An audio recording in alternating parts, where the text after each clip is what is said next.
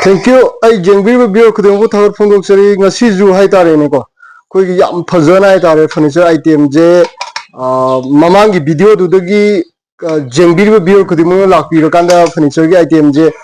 uncle ji gi manak ta muk chaba loirak pa hai tare ngasi je do mayam jengmi na je adu ki matik phajai ko. Hai de pochi am ling ne ju sai aduga jengbi ro khangani ma gi price na chingba mathang mathang ai hayang na gi tanja do ai logjage ai uncle ga hana unajana wi tanja do logjage uncle bo han mo to de kai khumna bo chari uncle kano ne uncle ngasi lak chari je khoi furniture item ni sin numit kya ni muk changi ge kamai tok bi ge chawa kon ta habadang haibi odi am nuai chugan handaki se numit kun ni muk changi numit kun ni muk numit kun ni khara thu boy khara thu boy gi uncle da simana ne haibi poche do uncle mamang de hawra je khoi mamang gi je price kamai lege khot ke haibodo mamang de ju haija gre khoi uncle gi 30-year experience hai tare ma gi over 30 year experience tu gi makha po na simana furniture item ni to puni na customer jing ji gi apen ba hai tare pe na ba dum uncle ji na to bi la ke do uncle si gi sofa gi set che sofa gi set che kaya kamai to gu de na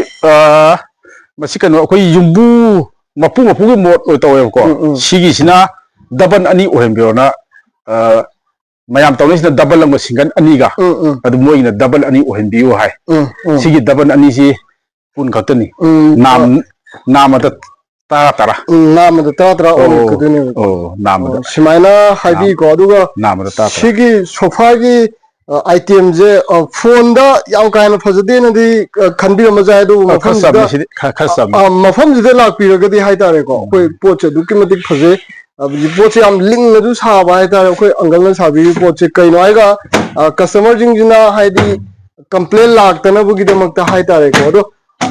अगर सी की कनो जे कोई फमुंग जा फमुंग है तारे बेच सी न कमाई तो हुई बोल कदो नो याम ना सेलो न साबी सी कोई की रनाई ओन मी अम खकी ओन सन बने मी सिना रनाई सी अम तंग नो बुजी कया ओय सी कनो खतने 16000 खतने ना हाई बी बनो सी पोचे खुद से अखोई अंकल ने साबीबा आइटम जे हाइजे तारे को यामना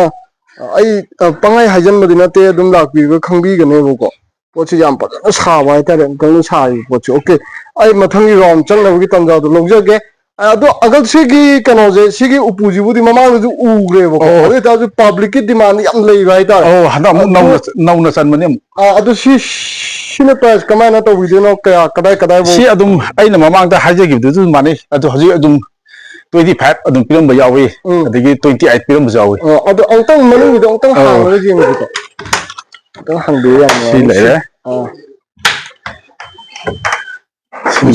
시기 모음 지니 hujik lai ri ko si makha ni sida kanu pale aduna private kanu hai ta sima manung gi finishing khar wale manung gi finishing se last coat ka peak ke do ne ba last coat wale wale ne hai bi ne sigi price lai re hujik se kwai da phaja ba hai ta re ne ko khoi gi luhong bagi bor amagi room da laibda kwai gi phaja ga da ba khoi gi bed china मावंद यामना शेट अमा काहन बगी mummy दु ओइ गदनी सिजे uncle सिगी बेट से कमाइन तो बिबनो सिगी price ने कमाइन तो बिन अनि सि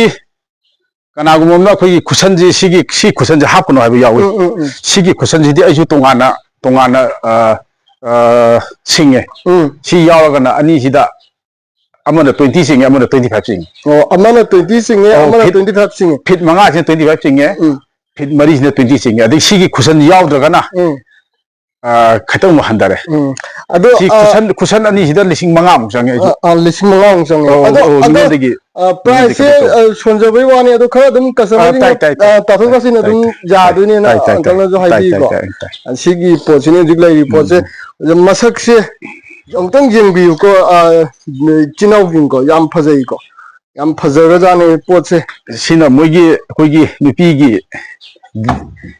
ड्रेसिंग टेबल की के बगी फम माइ तारे के बे फम सिजु मसक सी दे अदुम लुहोंबगी सेट अइना तोआन हापसरे तोआन एक्स्ट्रा ओइना हापने सीमा तोआन हापने अंकल दुगो क्वाइ मरु ओइना अखोइगी जुंगी कमल रूम द थमगदब अखोइगी सिगी टेबल ममिंग जे कई हाबी साइड टेबल हाई और साइड टेबल नि को सर साइड टेबल जे अखोइना सिंगल पीस अंतंग लौजेगेन हाइबो तादि माजी प्राइस के हम कमाइन तो लिसिंग मंगा चंगा तरुक कुंबा सिंगे लिसिंग मंगा गा चंगा नत्रगना चाटुक कुंबगी सिमाइना ओयना अंकल हाइबी बने गिलास ओइबा सिजु याम फजना मथक से गिलास ओइबा मथक से ग्लास ओइ कदोनी मथक से गिलास ओइबा ओके अदुगा मथंगी अंकल सी की पोचना कमाइ तौबनो सिदी लुहोंबदा कया यावनदे लुहोंबा सेटा मानाई ना ममांगदसु यावखरने ममांगी वीडियो दु यावखर हदसु नौना चनबने नौना चनबे सि प्राइस कया अमु ओइगदगे माना सिंगल लौगे सिदी अइना तरागा निपान बोदी आ ममांगदा सुम योले अदो तरा मंगा तरुक अदु पिरम लौगिबे यावरे असिबोगी प्राइस लयन हाइबी बनी अंकल ना हाइजे ओके मथंगा क्वालिटी फजबा आई मैम सरप्राइज होइनजु आई उहनजगेना तौजबनेबको ख्वाइदगी फजबा हाइतारे सिगी पोचे सिना अंकल प्राइस कया कमाइना तौबने कनोने ममाई मंगा हाइबिनेबको अदुम अइना 48 सोलसु अदुम 45 ते अदुम सिंगे 40 कया आबा गस दिगि 45 ते अदुम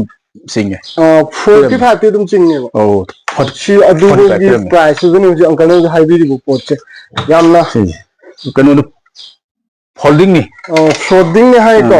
अथेक पिने ना हाइ अंकल ना सि लौथोक लौचिन अंकल लेमा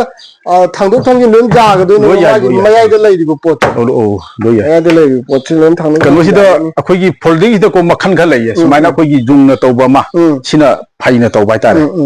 फाइना तौबा तारे फाइना तौबा मा सिमाइना जुंगना तौबा म लैयन हाइना दो अंकल सिगी उपुजे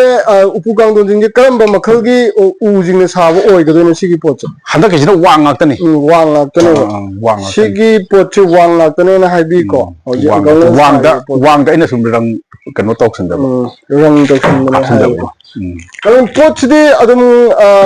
मोय customer जिंगी ngasi hayeng gi pb gi dora kamai tong deno sing ngasi nungtin pu kano taw hran ngasi nungtin pu hran ha aduga mathang mu chan dawri mathang mu chan ngani ha ado uncle si gi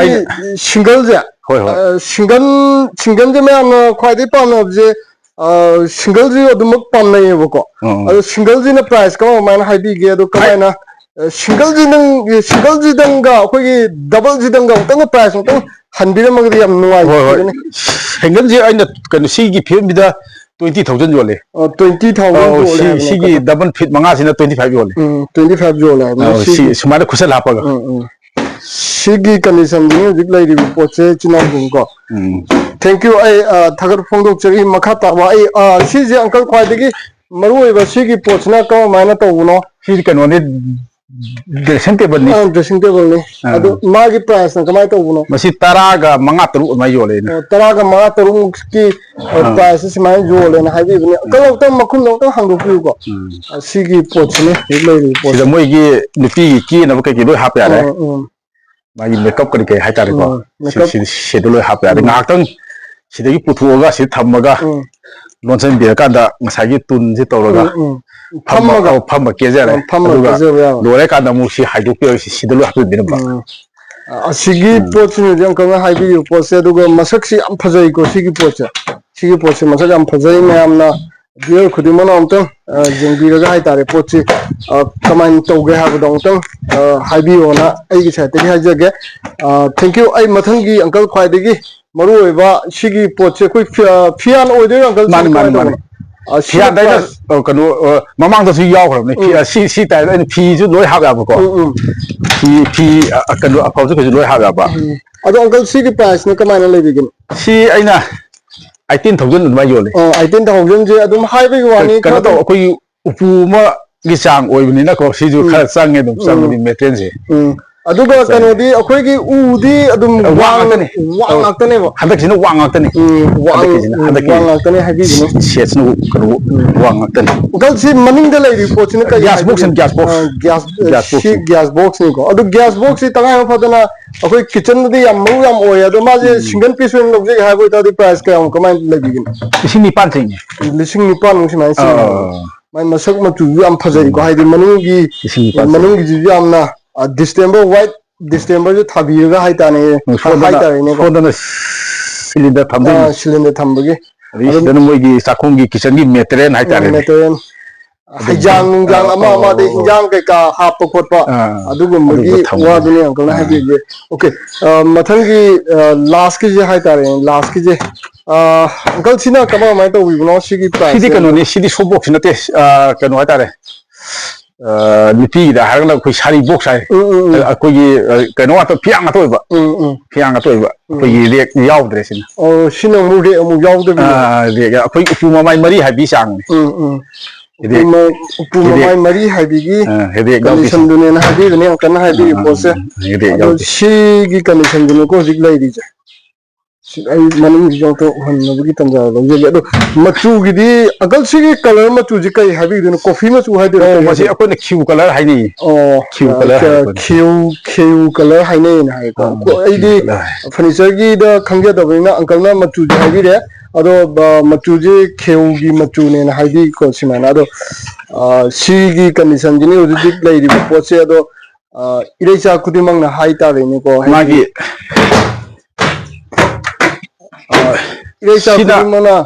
sida maman kano tawe sidi koi mamai mari haibise upu mamai mari haibida koi area ka panjala kana utha ga manga kru jole adu si aina kunipan hai sina kunipan hai kunipan jole agang customer jing gi mokone amna hangjari po se koi gi koi gi simana po chi pu matung da koi gi so hang no ai te khol te kaina adu mai complain ka mai to bi si gi so mai gi de dum hai bi yaure so ji moi khang da na sai gi suppose sabata no khoi gi sigi kano sida simana to ga si yaudana haitare ko sigi po si yaudana leithaluba haitare si yaudana haipet namtok to ga pot khadim upu sino ko yum de sen da khara si handle palise khara namtok to ga namaga dawlo lombi adi yare aduna tana sai gi sidi yaudinga da haitare ko sigi po si yaudinga da maito ga leithalo di so da tare haidi akhoi customer jing na jo hai ta ne haidi ma khara joton do mo ma thok ta du hang bai mong ma to ge yam thui hai dana ta so je ta ba leithalo ga di bera kai aduna to ga di complain leite ha ne yam kui chale aduna jam kui ne chale na hai bne do thagat chari uncle bu hai ta re simaina furniture ge item jing yam makhal jing si sabiram gi da ma masidi koi luhong bagi set ta sadre sidi marnai mi amagini maranai mi amagi oide malongi malongo de do maranai khoi luhong da hapsa ga ju dum ja ka leite ko ka su ka leite na mo so sinjabani asini huji po gi da lai ba condition je china khudimak simaina lai do uncle na sarai je ai mamangi wa do mo again to jabu gi dinate 30-year experience lai re khoi gi uncle je hai tare furniture gi item jing kai jing sarak to gi hai tare do khutche मैं जुन सिबिदुना है तारे सही में सही में जदम uncle order में आम तौगी तना है तारे खुन खुन अनक जिंग जिगी ओइतार गदु अथापदगी लाकान जु आम सनाइना मा मागी लुहोंबगी कई जे तुमक तौगिबगी पीगिबगी वारी जु लेतब नते मैं आम लई को मफम जे नंबोल कोंखा मखा लेकाई नि अदुगा बिशनपुर डिस्ट्रिक्ट की जगह ओइगदोनी मफम जे लंपा अमल लेरंगनी अंकल जी की जुम जे लंपा तो खोंनांग जाम होगनी अदाय वाय दुम आई अंकल जी मम्मी ने पंजाब जो कोंखाम बेन सिंगना हाइबदो दुम मयाम खंगनी हाइदि फर्नीचर तौबा कोंखाम बेन सिंगना हाइबदो दुम खंगदा भाई ताय दुम चिनाव खुदिना लाकिनिंगो इतारग दुम दाकियो ना आई सिमान हाइजे थैंक यू सो मच आई खुदिनो पु थागत फोंदोक जरी मखा ताना हाइ तारे मयाम द इंफॉर्मेशन याम ओइबा हाइदि मयाम द कानागदबा वीडियो जिन सेम नबगिदमक सेम सादनो लेजरी ना आई हाइजरगा जिंगबीबा खुदिनो पु थागत फोंदोक जरी अदुगा अंकल लोइसलकदा हाइजे तारे अंकल बुजु सिमाना लेवल मयामगी सेवा तौजे मखा ताना हेना माइ पाकपा हेना अफबा चौखटपा ओइबियो ना आइगी चैनल की साइट की जो अंकल दे हाइजरी thank you so much uncle thank you.